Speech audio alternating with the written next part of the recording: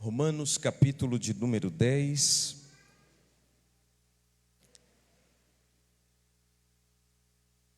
Glória a Deus.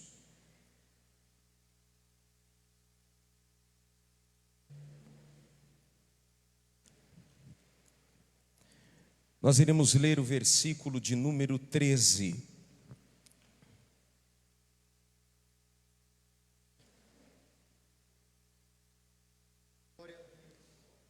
Romanos capítulo de número 10, versículo 13. Está escrito assim, se você achou, diga amém. Porque todo aquele que invocar o nome do Senhor será salvo. Como, pois, invocarão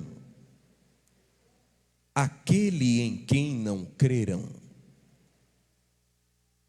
E como crerão naquele de quem nada ouviram? E como ouvirão se não há quem pregue? E como pregarão se não forem enviados? Porque está escrito: quão formosos são os pés dos que anunciam o evangelho da paz, dos que anunciam boas notícias. Mas nem todos obedecem ao evangelho. Pois Isaías diz: Senhor, quem creu na nossa pregação? De sorte que a fé vem pelo ouvir, e o ouvir pela palavra de Deus. E você diz amém.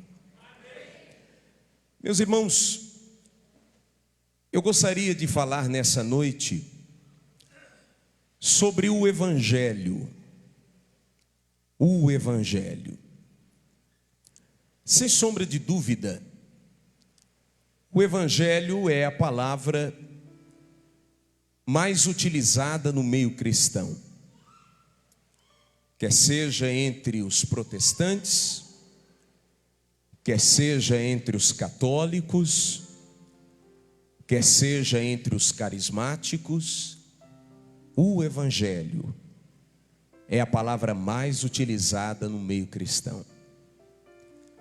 Mas apesar disso, é muito possível que poucos saibam o seu conceito, o seu significado, a sua aplicação. Toda palavra, ela tem uma raiz, ela tem uma origem, e se faz necessário se utilizar da raiz de uma palavra, para que quando você for aplicá-la numa frase, haja um pleno entendimento daqueles que vão absorver a sua mensagem. As pessoas costumam muito se utilizar de palavras que ouvem, mas não de palavras que conhecem, que estudam. Eu acredito que ficará um tanto incoerente uma pessoa colocar numa frase uma palavra que ela não conhece o significado. E é muito possível que, dependendo da frase e da intenção da pessoa, o entendimento chegue a curto alcance. Então toda palavra, principalmente aquele que se detém à leitura ou a estudo de qualquer matéria, até porque todo estudo vem da leitura, todo estudo vem da literatura, e quando você se depara com a leitura, virá palavras que talvez você não conheça o seu significado ali. Então você é obrigado a recorrer a um dicionário ou qualquer exemplar que te dê a informação da origem e da raiz daquela palavra. Então toda palavra, ela tem uma raiz. E a palavra evangelho, ela também tem a sua raiz. A definição da palavra evangelho, ela vem do grego chamada de evangelion, cuja interpretação e significado é boas notícias ou boas novas. Então, evangelho significa uma boa notícia ou uma notícia nova. Você pode repetir após mim e diga: o evangelho é uma boa notícia. Diga: é uma notícia nova. No Antigo Testamento, nós não encontraremos a palavra evangelho, mas nós encontraremos a palavra boas novas. E a melhor definição dessa palavra, quem fez, foi o profeta Isaías, no capítulo 61 do seu livro, quando ele, profetizando 700 anos antes da vinda do Messias, qual seria a pregação do Messias? Qual seria a missão de Jesus? E ele escreveu dizendo: porque o Espírito do Senhor Jeová está sobre mim, porque ele me ungiu para pregoar boas notícias ou boas novas. No Novo Testamento, nós encontraremos a palavra evangelho aparecendo no mínimo 66 vezes. E todas as vezes que aparece a palavra evangelho, sempre aparece como a mensagem central da salvação. Porque é impossível falar da salvação se não for por meio do evangelho. O apóstolo Paulo escreveu dizendo que o evangelho é o poder de Deus para a salvação.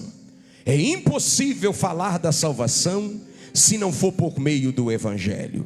Encontraremos em suas cartas o apóstolo Paulo falando do evangelho, e sempre a palavra evangelho aparece com palavras conjugadas. Por exemplo, evangelho de Jesus Cristo, evangelho do reino, evangelho de seu filho, evangelho da salvação, evangelho da graça, evangelho eterno, evangelho de Deus, evangelho da paz.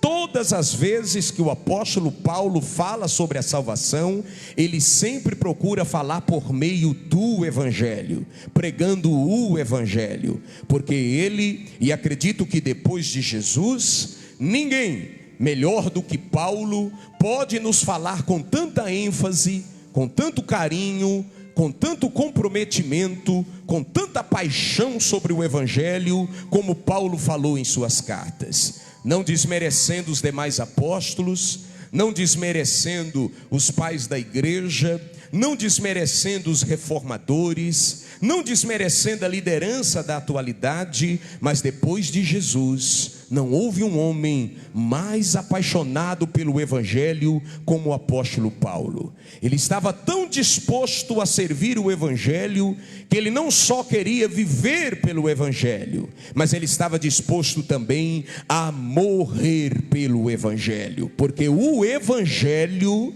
é o poder de Deus para a salvação. Eu tive o cuidado de anotar e acompanhar as cartas de Paulo, e praticamente em todas as suas 13 epístolas, Paulo faz questão de frisar o quanto ele era comprometido com o evangelho. Romanos capítulo 1, versículo 1, Paulo diz que ele foi separado para o evangelho de Cristo.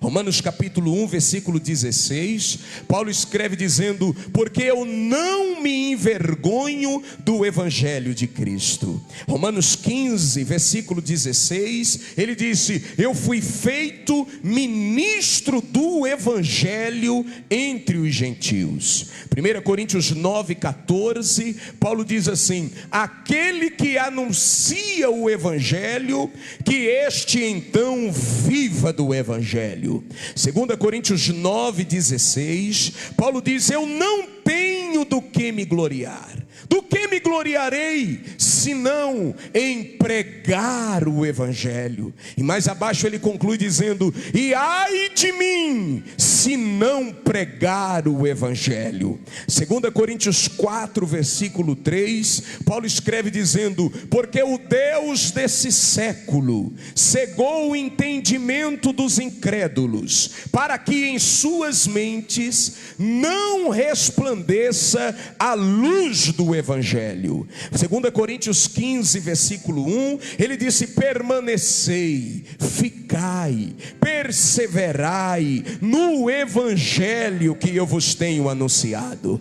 Gálatas 1, versículo 6, Paulo está repreendendo e exortando a igreja na Galácia, dizendo: vocês deixaram a graça de Cristo, vocês deixaram o evangelho da graça para servir a outro evangelho. E ele continua dizendo: se alguém vos anuncia outro evangelho além daquele que eu vos tenho anunciado, seja esse mensageiro anátema, seja esse pregador maldito, porque o evangelho que eu vos tenho anunciado, eu não recebi segundo os homens. A lei foi os homens que me ensinou, Gamaliel me ensinou a lei, mas a graça e o evangelho eu recebi por revelação de Jesus Cristo. O evangelho é o poder de Deus para a salvação. O evangelho é uma boa notícia.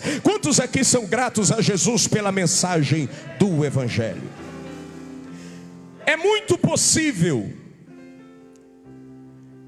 que muitos estão pregando a Bíblia, mas não estão pregando o evangelho.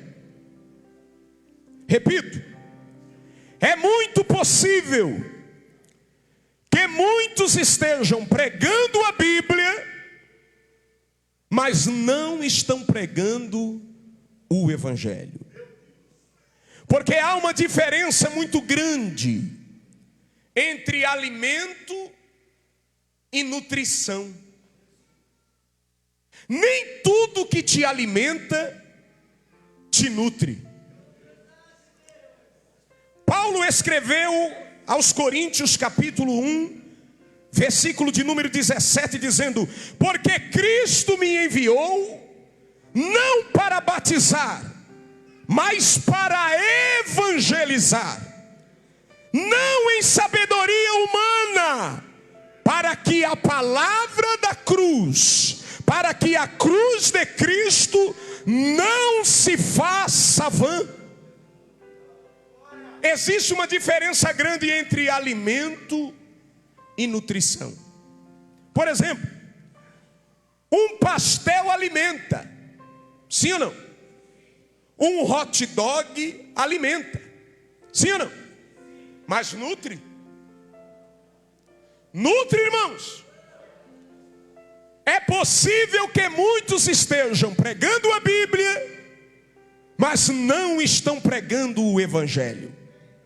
As pessoas estão acostumadas com mensagens que venham de encontro às suas necessidades, com mensagens bem elaboradas, com mensagens pensantes, com mensagens inteligentes, quando não ao extremo, mensagens que te faz arrepiar, mensagens que te faz pular, mensagens que te faz trocar o glória a Deus pelo uhul, mensagens que te faz ficar de pé e criar aquele alvoroço, mensagens que te instigam, mensagens que te tocam.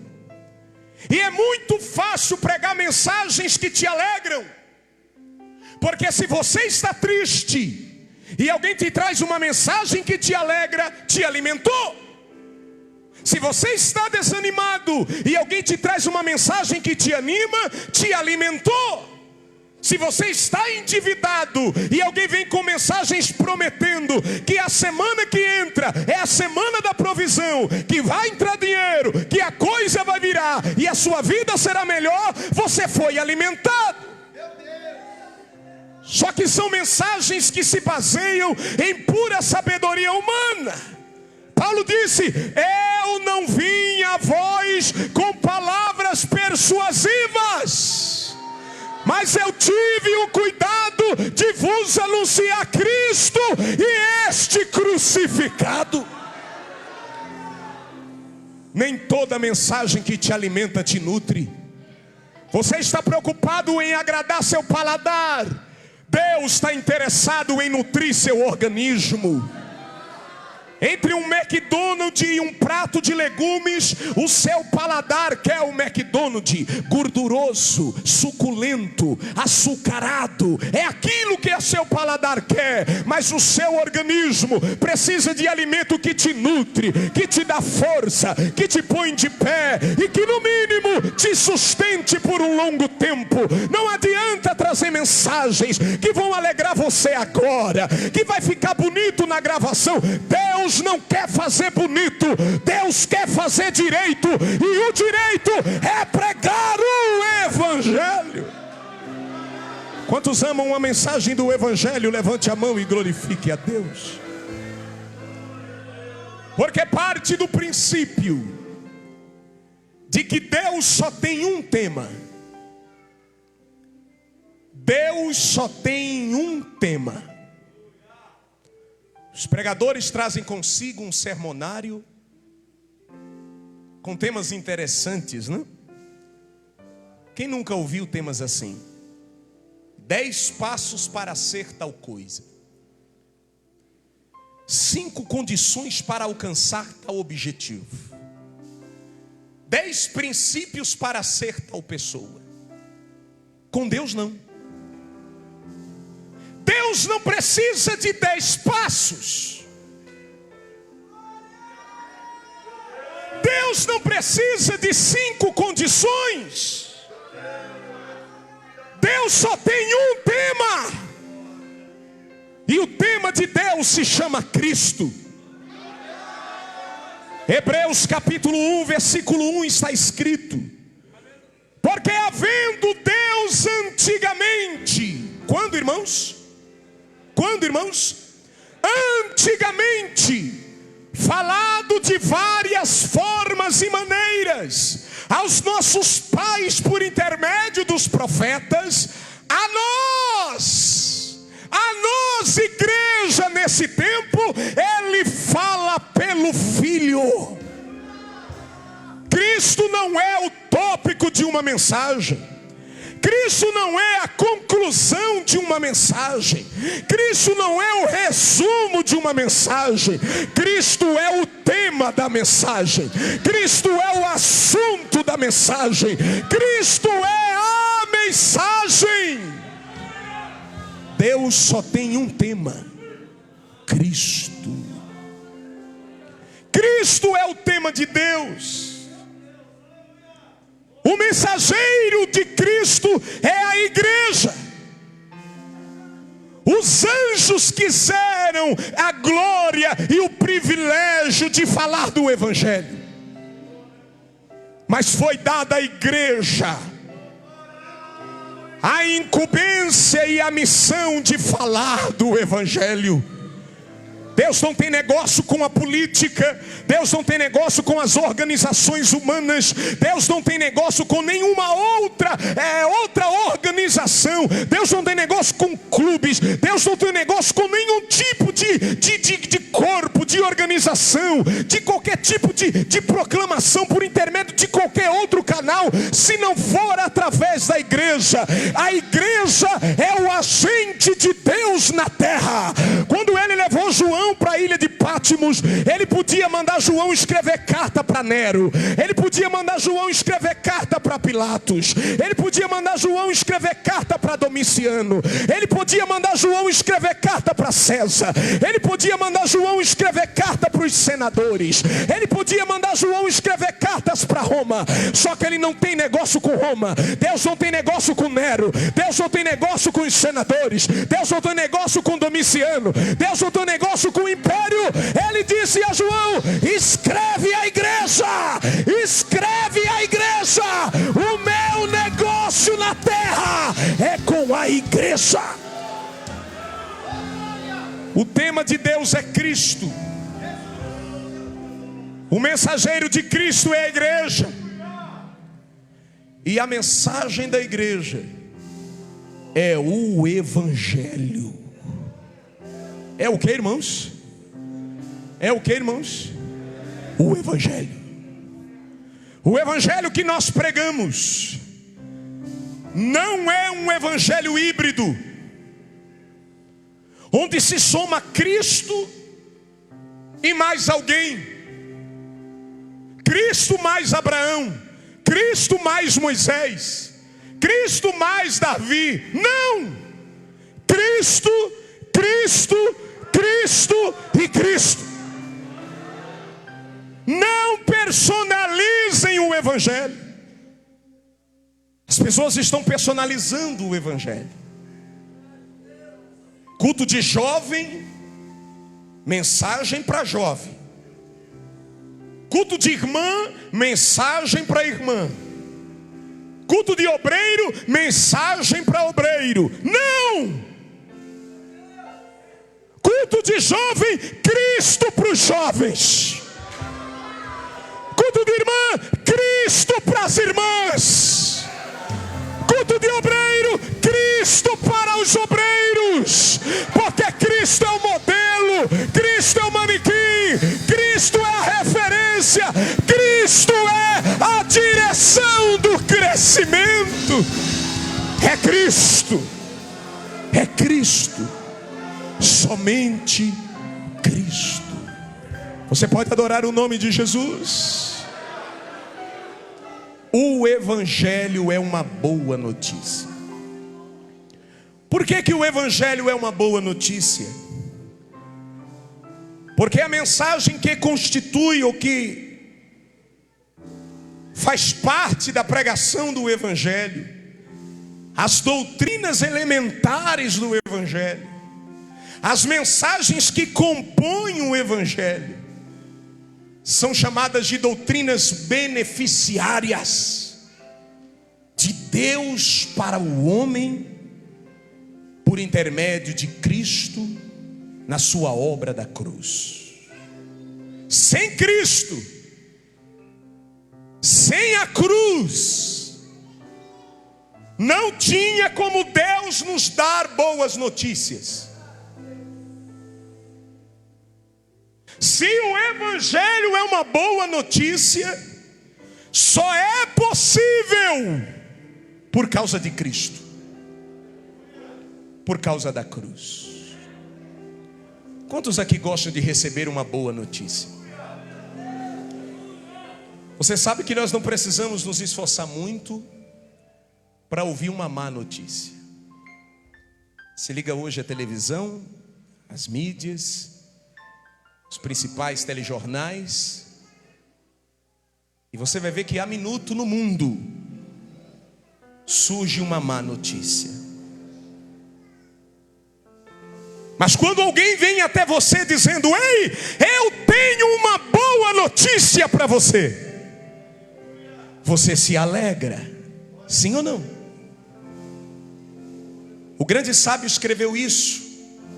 Provérbios 25, 25, ele escreveu dizendo: assim como uma água fresca sacia uma garganta sedenta, assim é uma boa notícia que vem de uma terra longínqua. Como água fresca que sacia uma alma sedenta, assim é uma boa notícia que vem de uma terra longínqua. Deus nos trouxe uma boa notícia por meio de Cristo. Por que o Evangelho é uma boa notícia? Porque a mensagem que compõe o Evangelho são mensagens beneficiárias de Deus para o homem, por intermédio de Cristo na cruz do Calvário. Primeiro, salvação. Salvação, se não for pela graça, não é o Evangelho de Cristo. Qualquer pregação que você ouvir falando da salvação E se não te for explicado e você não entender que a salvação, ela veio pela graça, essa mensagem não é o Evangelho de Cristo. Efésios capítulo 2, versículo 8 está escrito: porque pela graça sois salvos, por meio da fé. Isso não vem de vós, é dom de Deus. Não vem das obras, para que ninguém se glorie. A salvação, ela veio pela graça. Amém, irmãos? Amém, irmãos? Isso é ou não é uma boa notícia? Isso é ou não é uma boa notícia, irmãos? Então é o Evangelho. A salvação, ela veio pela graça. A nossa salvação não pode ser chamada de troféu e nem de medalha de honra ou mérito. A minha salvação não é um troféu.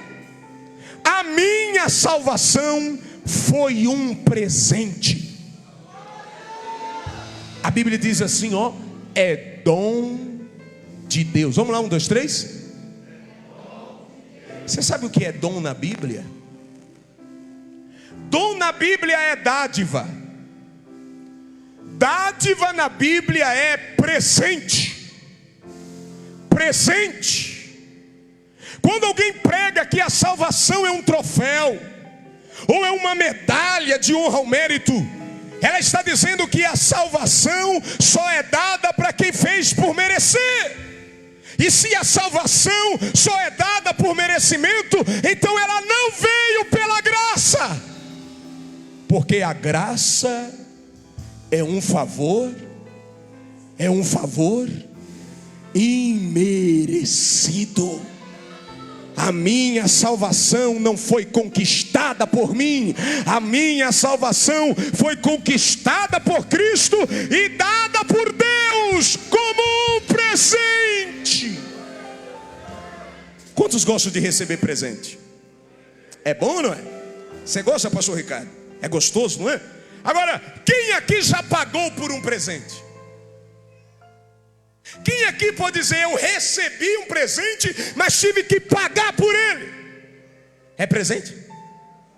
É presente? Então não foi dado. Se você tem que pagar por um presente, então ele não foi dado. Você pagou por ele. A minha salvação me foi dada presente. E a glória não é de quem está recebendo, a glória é de quem está dando. Você pode adorar a Jesus porque Ele nos deu. A glória é de quem está dando. Você sabia que a igreja tem dificuldade de receber? Jesus nunca disse que nós devemos ser uma criança, porque é incoerente. A fé cristã, ela precisa de amadurecimento. Amém? Jesus disse assim, ó, aquele que não receber o reino de Deus como uma criança.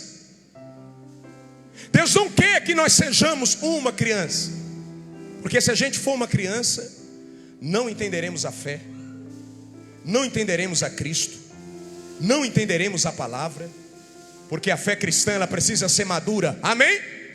Precisamos sair do leite racional e comer um alimento sólido. Amém? Jesus não disse seja uma criança. Ele disse aquele que não receber o reino de Deus como uma criança. Jesus está usando essa metáfora para dizer a nós que quando você dá algo para uma criança, quem já deu alguma coisa para uma criança? Ela pergunta o que é. Ela pergunta quem está dando. Ela pergunta quanto custou. Pergunta, irmão. Inocentemente. e sempre alegremente ela recebe.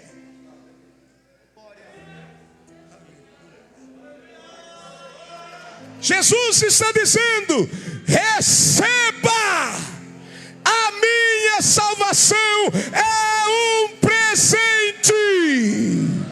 Você recebe? Você recebe, irmãos? Você recebe, irmãos?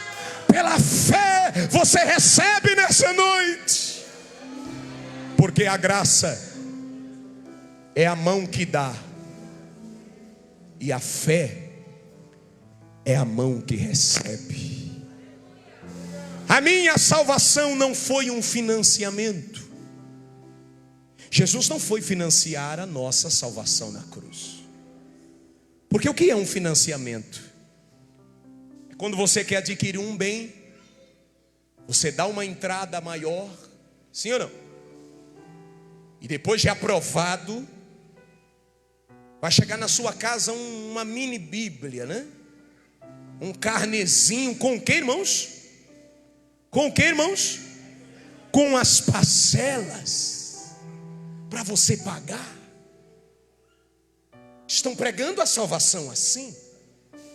Jesus morreu na cruz, foi para o Calvário, pagou a entrada maior, porque ele sofreu, morreu, amém? Só que agora você, crente, para completar essa obra, você precisa sofrer nesse mundo, pagando as parcelas até a volta de Jesus. Mentira! Jesus não financiou a nossa salvação. Jesus quitou a nossa salvação. Jesus pagou a nossa salvação. Em Colossenses está escrito que a cédula, a dívida que era contra nós, Jesus pegou ela e cravou na cruz, dizendo: está consumado, está pago, está pago. Quantos podem adorar a Jesus por isso? Se a salvação é pela graça, então ela é uma boa notícia. E se ela é uma boa notícia, então é o Evangelho de Cristo. Santificação, se não for pela palavra, não é o Evangelho de Cristo. Os homens querem ser projetistas das vidas e das almas. Querem fazer o papel de pescar e limpar. Não! Quem pesca somos nós. Quem limpa é Jesus. E Ele tem a sua ferramenta para limpar. A palavra. Ele mesmo disse: vós sois limpos pela minha palavra. Palavra, palavra. Não é show, não é coach, não é evento, não é gospel. É palavra, é palavra, palavra, palavra, palavra. Levante a sua mão e glorifique a Deus. Justificação, se não for pela fé, não é o Evangelho de Cristo. Romanos capítulo 5 está escrito: sendo, pois, justificados pela fé,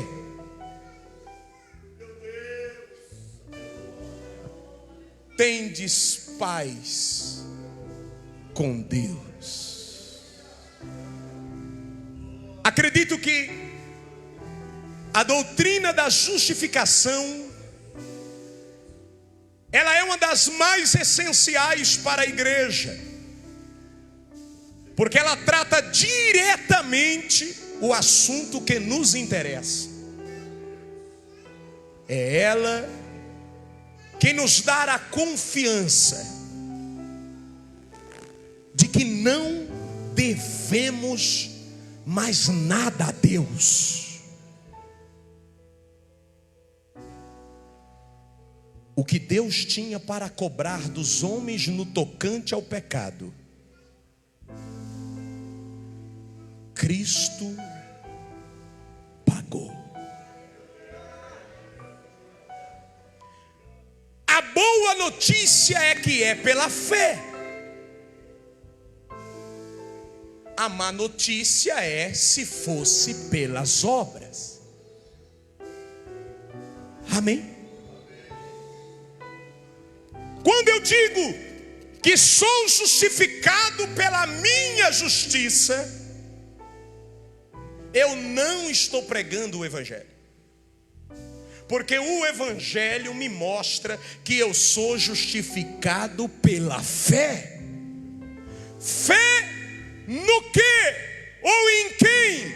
Em Cristo e na suficiência da cruz. Quando eu quero me justificar pelas minhas obras, automaticamente eu estou dizendo que a de Cristo na cruz foi insuficiente. É justo alguém cobrar 2 vezes a mesma dívida? É justo, irmãos? É justo, irmãos? A minha dívida, Cristo a pagou. Amém? E como ele fez isso? Se tornando o homem, para justificar o homem. Embora sendo homem e sofrendo as mesmas paixões de um homem, em tudo nunca pecou. Mas na cruz, Cristo se fez pecado. Como? Trazendo sobre ele o peso do pecado de toda a raça humana. Cristo não morreu por poucos. Sai daqui, calvinismo. Cristo morreu por todos. Não há bondade suficiente em Deus em dizer que Ele daria o seu filho para sofrer uma dor tão cruel para salvar poucos, se Ele tem poder para salvar muitos.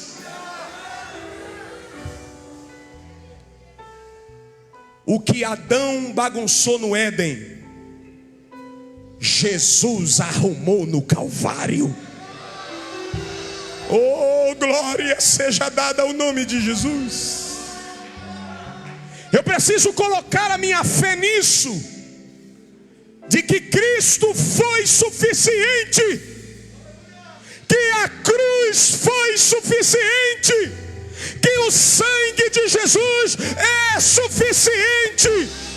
Cristo morreu pelos todos os crentes, pelo pecado de todos os crentes em todos os tempos. O sangue de Jesus foi suficiente.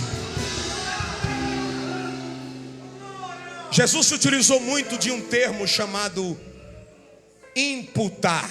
Como é o nome do termo? Como é o nome? Jesus dizia diversas vezes: não lhe imputes, não lhe imputes, não lhe imputes. Você sabe, os que trabalham aqui com números contáveis, matemática, sabe que a palavra imputar é um termo bancário. Imputar é um termo bancário. A palavra imputar significa pôr na conta. Quem gosta de receber na conta? Eu gosto. Amém? Vamos lá, imputar. Diga, imputar é pôr na conta. Sabe o que Jesus foi fazer na cruz? Uma transferência.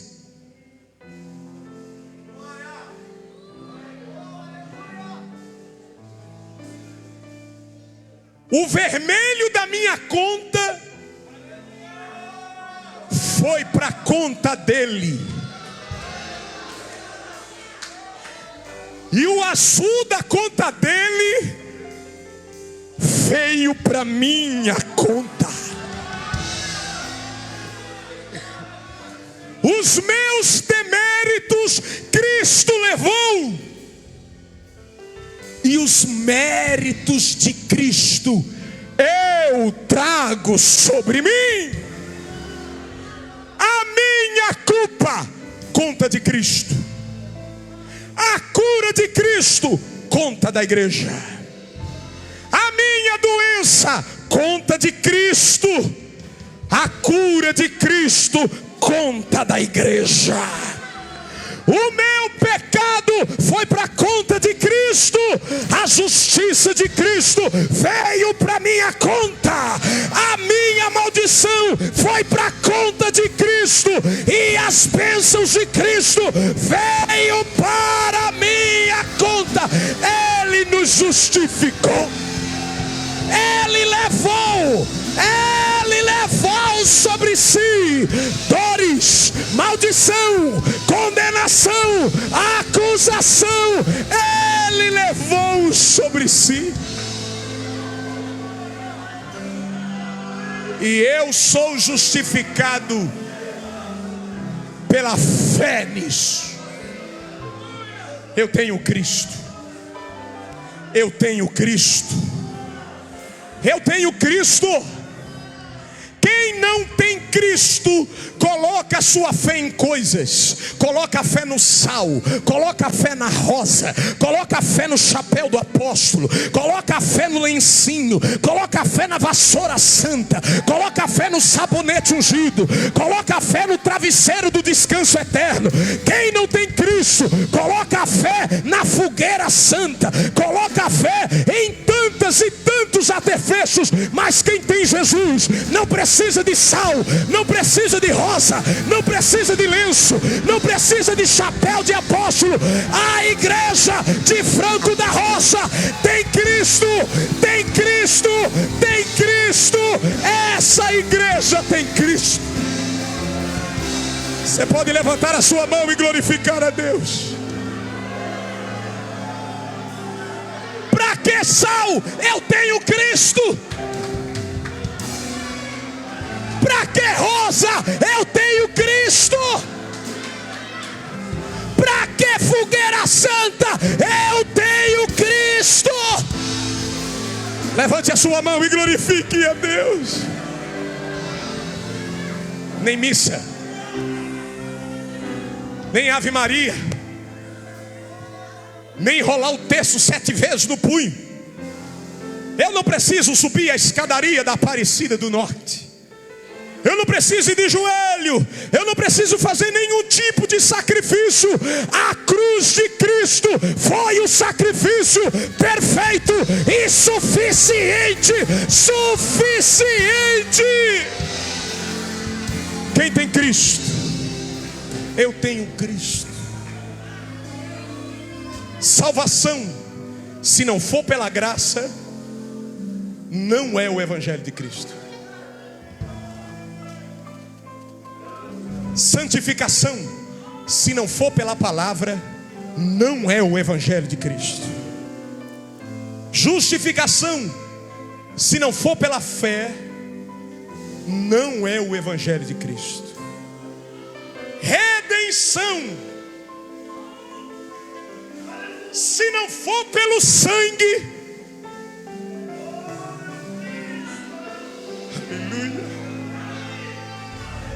aleluia, se não for pelo sangue, não é o Evangelho de Cristo. Redenção é o preço pago para readquirir. Fomos destituídos no Éden. Nos tornamos refém do pecado, refém da morte, refém da maldição, refém da acusação e da condenação eterna.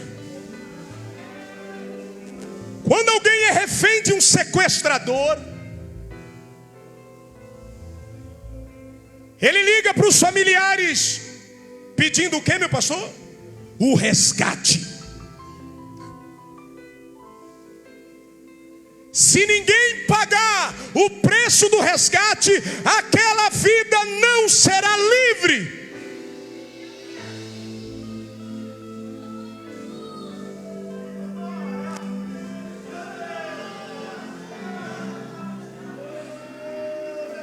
Salmo 49 está escrito que o homem mais rico com os seus bens e toda a sua fortuna não tem como pagar o preço da redenção de uma alma, porque é caríssimo. É o que, irmãos? Caríssimo.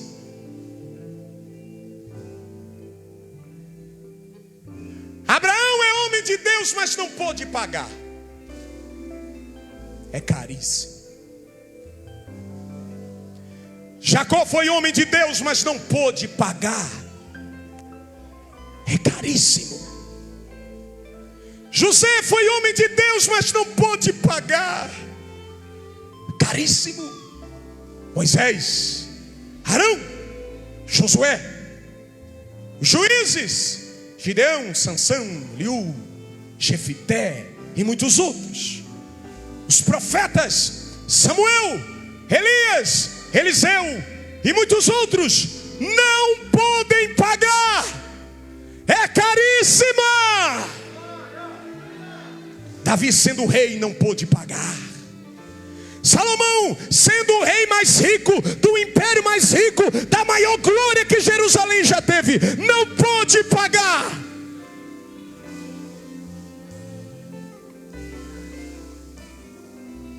Mas aí veio Cristo. Aleluia. Aleluia. Antes de Cristo, qualquer candidato que se oferece a pagar não tinha condições. É uma má notícia. Eu não tenho como pagar a liberdade da minha alma. Mas quando veio Jesus, com a sua bondade, com a sua misericórdia, com o seu amor, a minha alma se alegrou. Porque Pedro escreveu dizendo: porque não fostes comprado com coisas corruptíveis, não fostes comprado com ouro, não fostes comprado com prata, mas fostes resgatado com o preço do precioso sangue. Sangue, sangue, sangue, sangue, sangue de Jesus. Pelo sangue de Jesus. Pelo sangue de Jesus.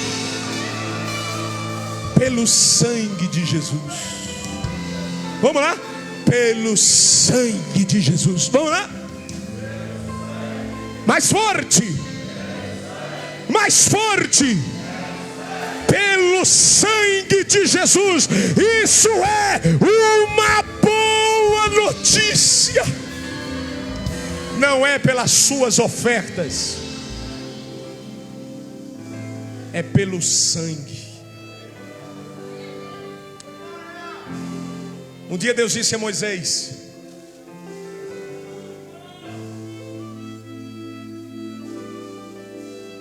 pegue o sangue do cordeiro recolhido nas bacias, pegue um esopo, uma espécie de espuma, e passe nas vergas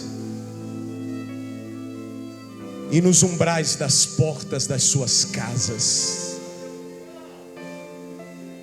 Porque à meia-noite a morte vai passar. E quem tiver a marca do sangue,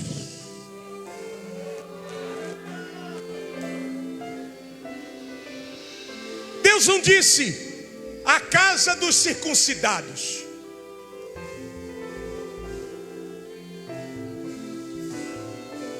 Deus não disse a casa dos que oram mais.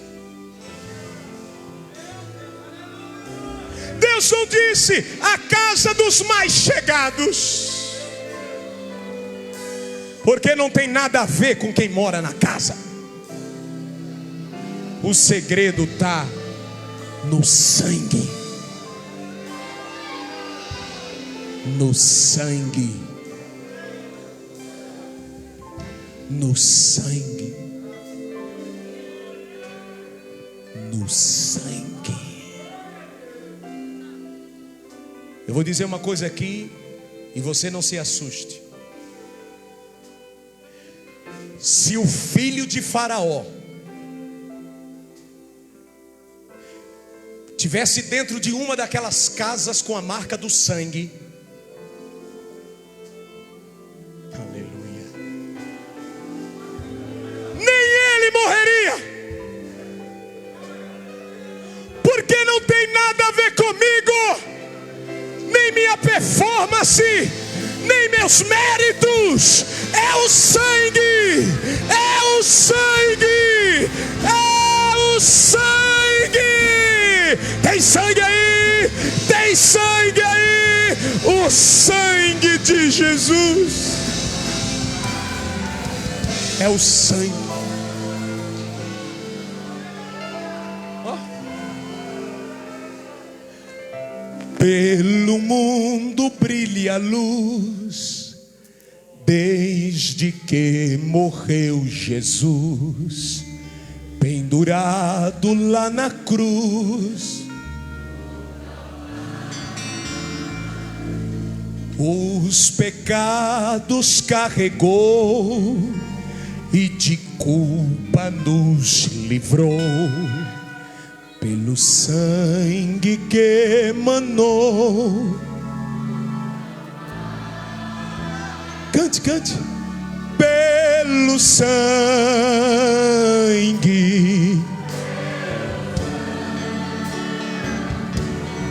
somos redimidos, sim, pelo sangue carmesim, pelo sangue,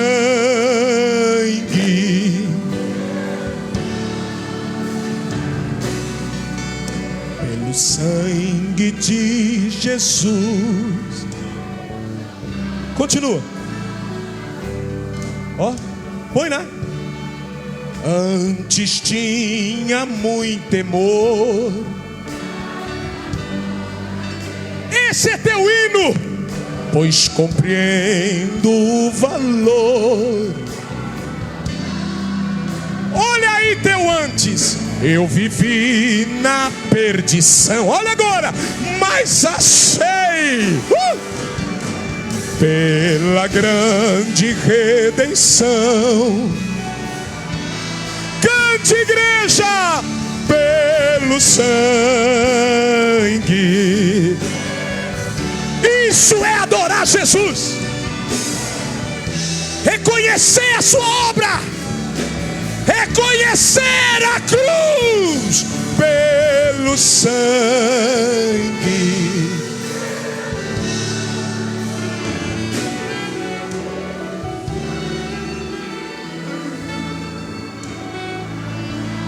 Continua, continua.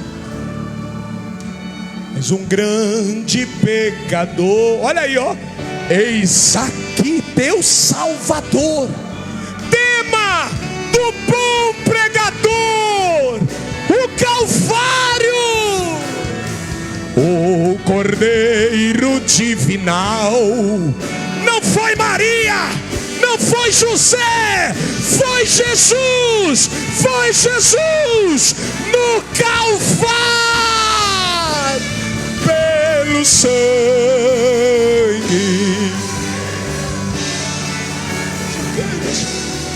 fomos redimidos.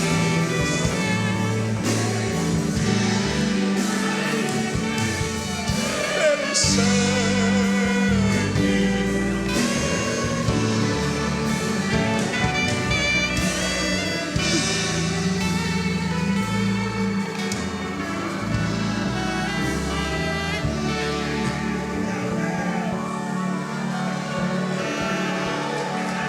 Aleluia. Aleluia.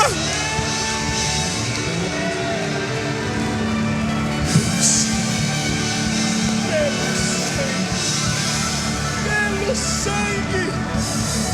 Pelo sangue. Pelo sangue. Isso é uma boa notícia.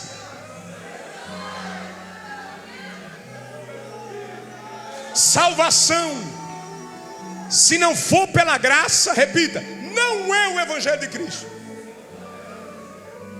Justificação, se não for pela fé. Santificação, se não for pela palavra. Redenção, se não for pelo sangue. Zelo. Zelo, se não for com entendimento, não é o Evangelho de Cristo. Nós somos uma igreja centenária, que guarda a sã doutrina e que é zelosa pelas coisas de Deus. A tradição, ela é importantíssima. Digo que em algumas ocasiões necessária. Mas a tradição não é soberana. Soberana é a palavra. Haverá momentos que a tradição encontrará conflito com a palavra. Quando isso aconteceu? Bem baixinho. Quando isso aconteceu? Quando Jesus apareceu.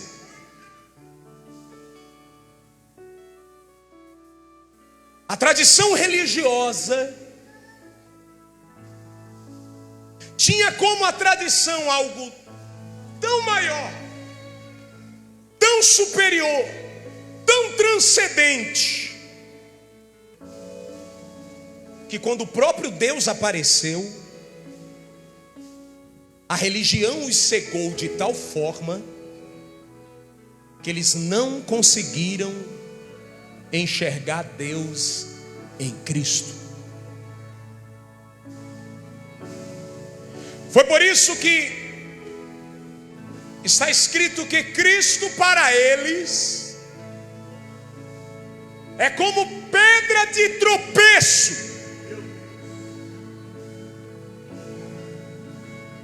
Porque nada pode ser superior a Cristo. Quando algo quer ser maior que Cristo, chegando em Cristo, tropeça, cai, não subsiste. Jesus falou um dia para os fariseus: vocês são hipócritas, vocês honram mais as tradições dos homens do que a palavra de Deus. Mas eu te digo que toda planta que o meu Pai não plantou será arrancada.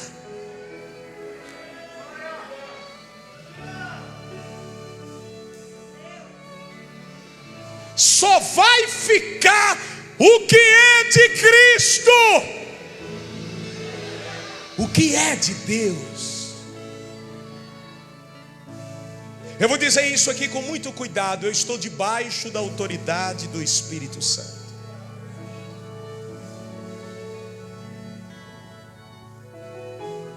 A religião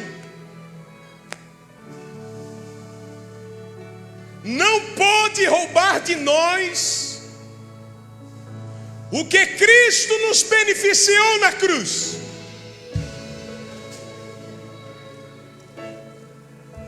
O meu zelo tem que ser com entendimento.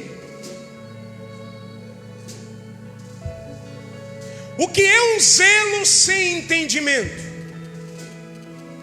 Por exemplo, os judeus. Paulo disse que no tocante ao zelo, eles eram irrepreensíveis. Tem alguém aqui que pode dizer: eu sou mais zeloso que um judeu? Tem alguém aqui? Pode dizer: eu sou mais zeloso que um judeu. Não tem como. Em tudo que eles faziam, era um rito, era uma cerimônia. Sim ou não? Era tudo com cuidado, com zelo, em nome do sagrado. Mas vindo Cristo, que é o mistério de Deus, revelado aos homens, eles não conseguiram entender que todo o zelo da antiga aliança era sombra, símbolo e figura que apontava para Cristo. Quando eles não conseguiram entender que tudo que eles faziam apontavam para Jesus, o zelo deles passou a ser um zelo sem entendimento.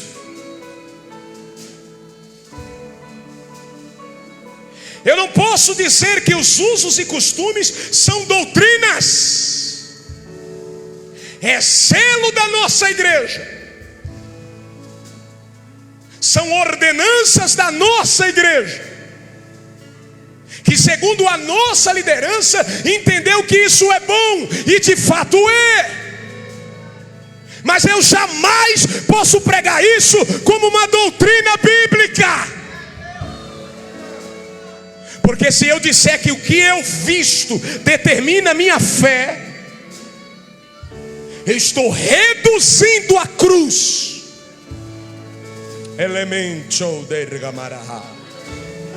Eu estou reduzindo o Calvário a um estilo, a uma ordenança e a uma tradição nossa. E o Evangelho, ele não é cultural. O Evangelho não é regional. O Evangelho não é brasileiro. O Evangelho não é da Assembleia de Deus. O Evangelho é de Cristo. O Evangelho é de Deus e é para os homens.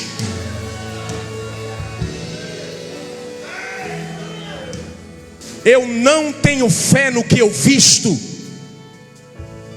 Eu tenho fé em Cristo. Porque se eu tiver fé no que eu visto, a minha fé é fraca. Tu usa saia e com saia não parou de pecar. Tu usa gravata e de gravata não parou de pecar. Tu usa coque e de coque não parou de pecar. O que tira de sobre o homem o poder do pecado não é o que ele veste, é o que Cristo fez por ele na cruz do Calvário. É a fé na obra de Jesus. Não existe roupa de crente, existe roupa de salvo. Salvo. Roupa não leva para o céu, mas quem é do céu sabe que roupa vestir. Modéstia, pudor, ordem, respeito. É isso que Deus quer de nós. Se eu disser que o meu zelo é o tamanho da barra da minha saia, o meu zelo é sem entendimento.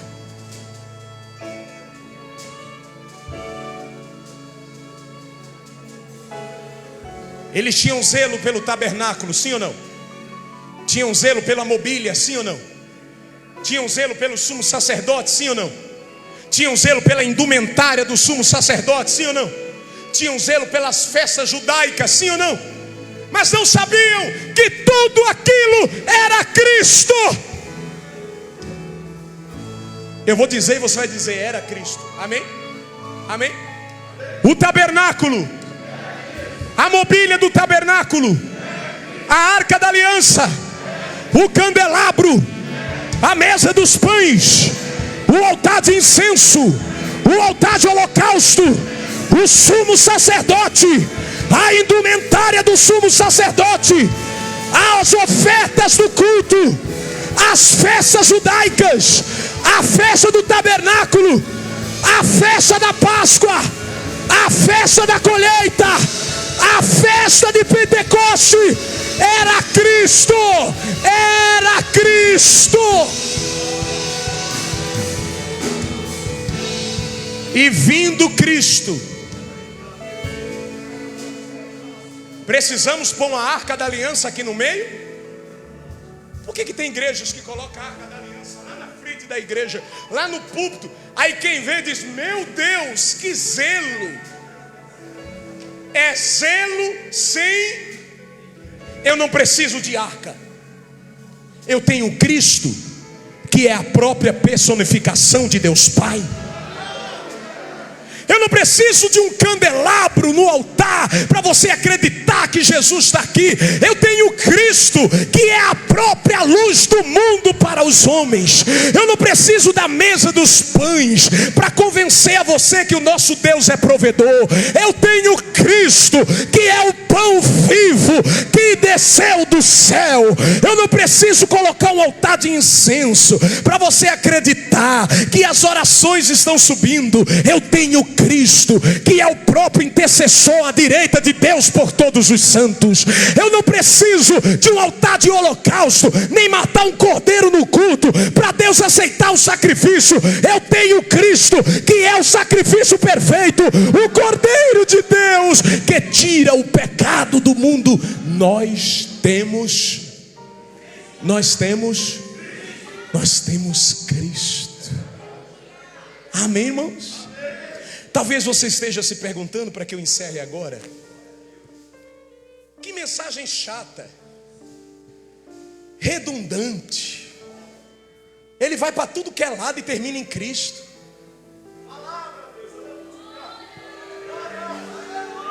Que graça tem falar de nós, se quem me salvou foi Cristo? Sabe por que as pessoas resistem à mensagem do Evangelho? Porque o Evangelho não fala de nós. O Evangelho só fala de Cristo.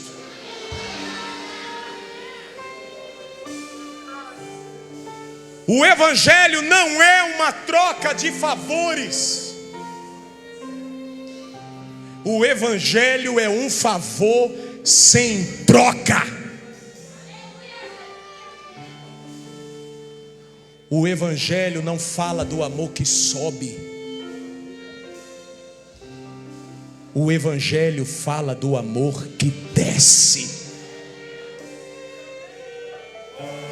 Um filho nunca amará um pai mais do que o pai ama o filho.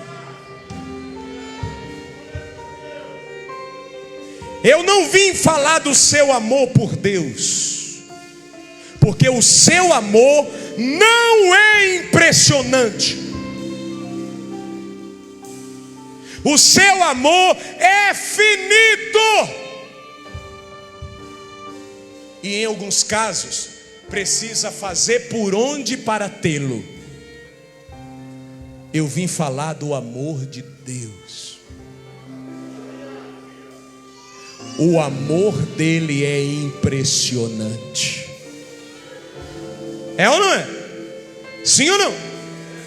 Oh, impressionante, infinito e ousado amor de Deus.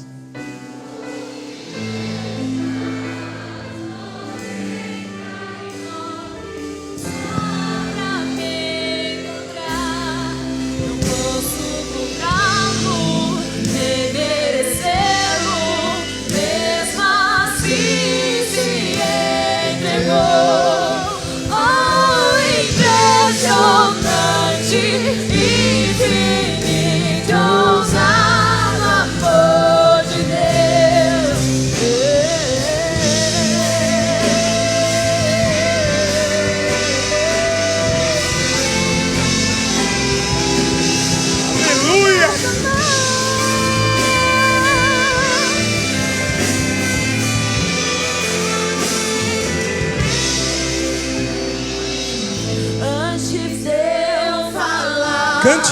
Tu cantava sobre mim. Fala do que ele faz.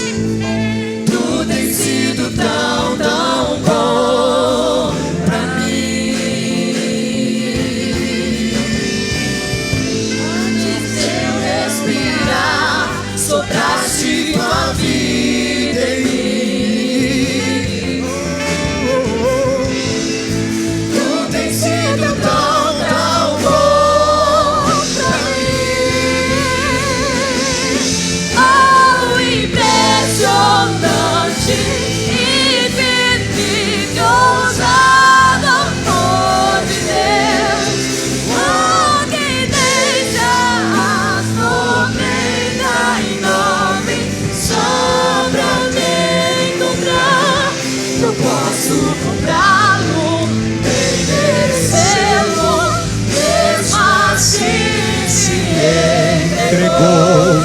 oh, impressionante, infinito, ousado amor de Deus.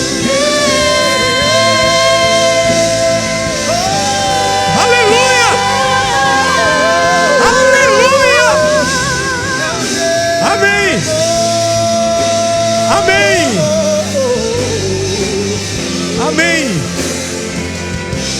Olha aqui. Se não for pela graça, não é o Evangelho de Cristo. Santificação, se não for pela palavra, não é o Evangelho de Cristo. Justificação, se não for pela fé, não é o Evangelho de Cristo. Redenção, se não for pelo sangue, não é o Evangelho de Cristo. Zelo, se não for com entendimento, não é o Evangelho de Cristo. E amar, para que eu encerre agora, se não for com o amor que Ele nos amou. Você percebeu que se fala muito: ame o seu irmão, ame o seu irmão, ame o seu irmão. E quanto mais se fala ame o seu irmão, pouco se vê esse irmão ser amado. Onde está a deficiência no nosso amor? Eu nunca vou conseguir amar o meu próximo como Deus quer, enquanto eu não entender o quanto eu fui amado. Porque uma coisa é amar o próximo segundo o seu amor, outra coisa é amar o próximo segundo o amor de Deus. E você só pode amar o seu irmão como Deus quer quando você entender ou aprender o quanto você foi amado. Você tem noção do quanto você foi amado? Não. Você tem noção do quanto você foi amado? O quanto você foi amado. Não há nada que você faça de bom que faça Deus te amar mais. Ele te ama. E não há nada que você faça de mal que faça Deus te amar menos. Ele te ama. Deus não tem amor. Deus é amor. A natureza de Deus é amar. Ele te ama. Ele te ama. Aleluia. Ele te ama. Ele te ama. Ele te ama. Ele te ama. Derruba as muralhas, destrói as mentiras pra me encontrar. Ele te ama. Ele te ama. Ele te ama. De Deus, oh, que deixas, oh, deixa em nome. Ele te ama. Pra me encontrar. Não posso comprá-lo, nem merecer. Ele te ama.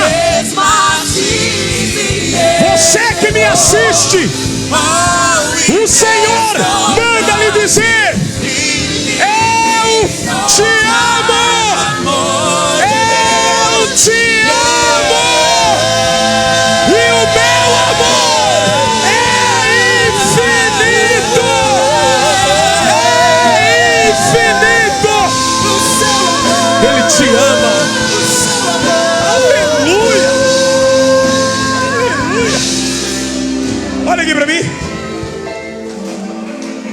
Quando você põe na sua cabeça: Deus me ama pelo que eu faço, você está dizendo que o amor de Deus está ligado ao seu merecimento. E se você ensina que Deus te ama pelo seu merecimento, você também só vai amar quem merece. E isso é amar segundo os homens. Amar segundo Deus é entender: se sem merecer Ele me amou, então eu vou dar amor para quem não merece. Ele te ama. Eu quero que o nosso pastor Luiz Ricardo, faça uma oração. Só que nós vamos cantar essa oração. Olha aí. Olha aí. Eu não sei se você está angustiado, depressivo, ansioso, aflito. Que remédio dar à alma? O que dizer para a alma quando ela está desesperada, angustiada, depressiva, aflita, ansiosa? Só posso dizer uma coisa: Ele me ama. Ele me ama. Ninguém pode te desprezar. Ninguém pode te rejeitar, porque Ele te ama. Ele te ama. Ele te ama. Cante para sua alma. Oh, Ele me ama. Ele me amou. Ele me ama. Tá ouvindo depressão? Ele me ama. Suicídio por quê? Se matar por quê? Pedir a morte por quê? Se Ele te ama. Diga, diga, diga. Me ama. Ele me ama. Ele me ama. Ele me ama.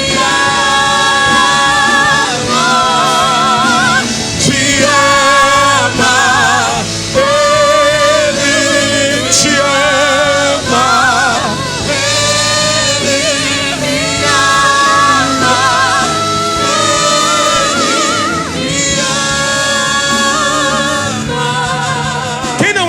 batizado com o Espírito Santo? Levante a mão. Vem aqui na frente. Quem não é batizado com o Espírito Santo? Vem aqui. Se a mensagem do amor de Deus não for suficiente, eu paro de pregar. Eu não sei pregar outra coisa senão Ele, o Evangelho dEle, o amor dEle. Se Jesus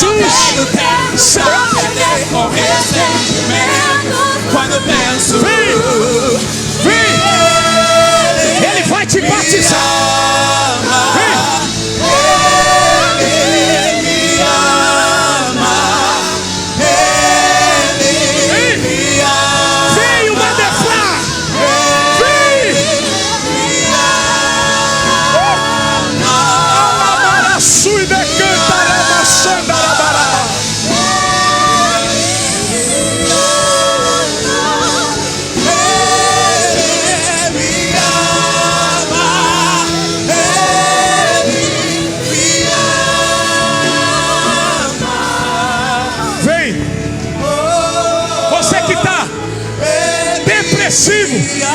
Angustiado, aflito, eu tenho um remédio para tua alma. Eu tenho um remédio para tua alma. O nome dele é Jesus. Jesus. Jesus. Jesus. Jesus. Jesus. Batiza Jesus. Batiza Jesus. Batiza Jesus.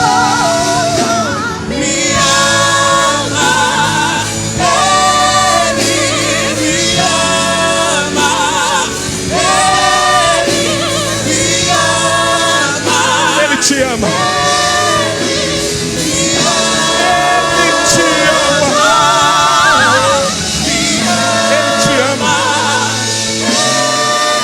Ele te ama. Ele te ama. Ele te ama.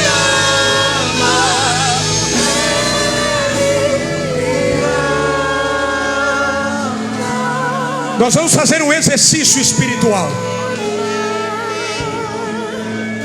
Se a força de uma campanha política é gritar o nome do seu candidato, se a força de um estádio de futebol é gritar o nome do seu ídolo, a força da igreja, a força da igreja é chamar o nome de Jesus. Jesus acabou de batizar um jovem com o Espírito Santo. Jesus, Jesus, Jesus. Fala o nome dele agora. Jesus, Jesus, Jesus. Fala o nome dele. Jesus, Jesus, Jesus, Jesus, Jesus. Alabaraba, sandaraba, candaraba. Jesus, Jesus, Jesus, Jesus. Oh, quão lindo esse nome é! Jesus, Jesus, Jesus.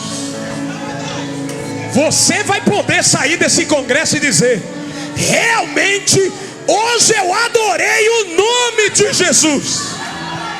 Cristo foi adorado nesse culto. Não sobrou nada para os homens. Não sobrou nada para os homens. Não sobrou nada para os homens. É Ele. É Ele. É Ele. É Ele. Você vai falar o nome dele.